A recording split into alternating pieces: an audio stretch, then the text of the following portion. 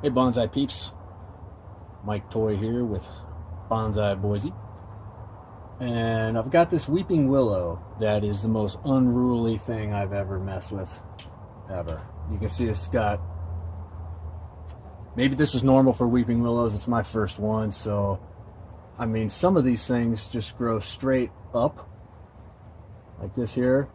Some come out and then go straight back inward. Some, like this guy over here, I don't know how well you can see it, but it's got this one branch that just goes up and then straight down and back. So I'm going to try and accomplish two things here.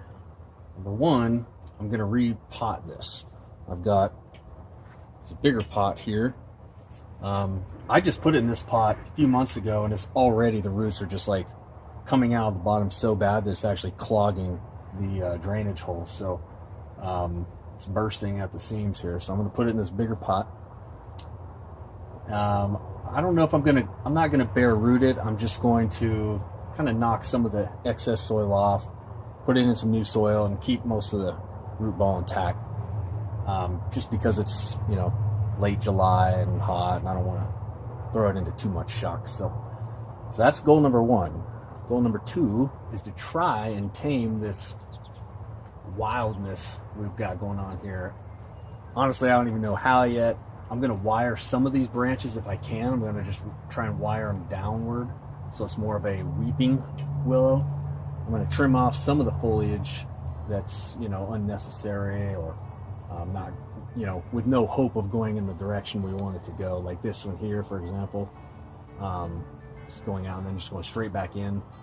I don't know, actually maybe I can wire it down. We'll see. I'm going into this without a detailed, structured plan with the wiring, so we'll see how it goes. Anyways, enjoy.